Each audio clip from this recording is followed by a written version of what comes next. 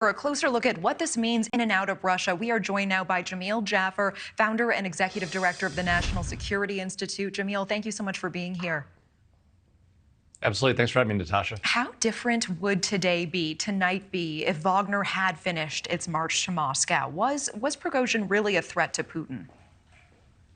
You know, that's a great question, Natasha. We don't really know the answer because the question turns on whether regular Russian military units would have defended Moscow, defended Putin, and attacked 25,000 Russian soldiers entering the city. That's a hard question to know the answer to, and I think everyone's trying to figure that out today, including probably Vladimir Putin and Yevgeny Prigozhin. Yeah, what is different for Putin tonight compared with 24 hours ago?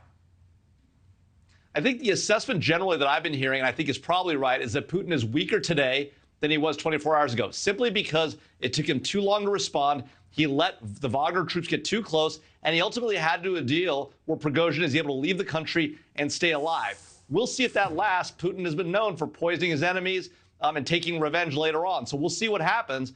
But in the moment right now, it looks like Vladimir Putin has been significantly weakened by this march on the capital by one of his own closest allies and a group of 25,000 Russians. I hear that point, significantly weakened in this moment. What do we need to keep in mind about Vladimir Putin? Is he a leader to be underestimated? And what does it look like when he feels that he's being perceived as weak, when he feels he's being backed into a corner?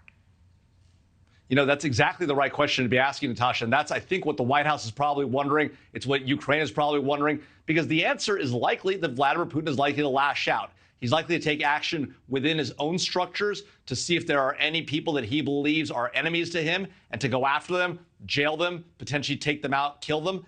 And he may lash out in Ukraine and more aggressively. And so I think there was always a worry that if this got bad and he felt weakened, that he might be inclined to get much more aggressive and potentially even to the point of using tactical nuclear weapons. I don't think those are on the table, but that's what the fear is in the White House and around the world today. I appreciate that. I mean, what is the likelihood, do you think, that Prigozhin did have contacts, information, and help from within the Kremlin?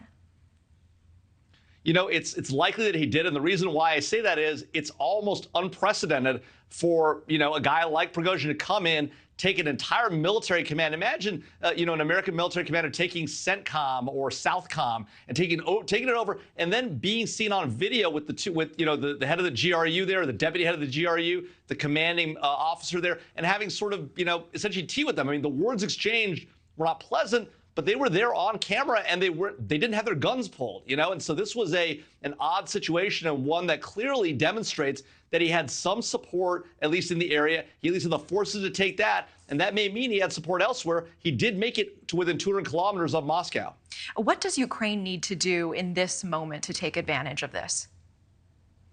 Well, look, the 25,000 Wagner troops are not on the battlefield today. That's an important fighting force. It's the fighting force that retained and kept Bakhmut or won the battle for Bakhmut. So there's an opportunity here for the Ukrainian forces to attack. In addition, there's a likelihood that the Russian military forces are confused about Vladimir Putin's leadership and may be less likely to fight. A lot of them, as we know, are conscripts who have been taken out of prison and put on the battlefield. So this may be an opportunity for the Ukrainians to take advantage. Now, if they do, though, and Putin looks even weaker, maybe that causes him to lash out. That's something I'm sure that the United States and our other allies are thinking about and are advising the Ukrainians on as well. Last question for you, Jamil. We have talked about this at length before. I know that you've tracked this extensively.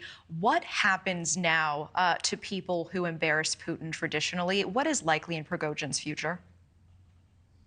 I mean, it doesn't look good for Prigozhin. He's got an opportunity now to go to Belarus and get out. Remember, Belarus is a country controlled by Alexander Lukashenko, a close ally of Putin. They've recently taken Russian tactical nuclear weapons, put them on Belarusian territory.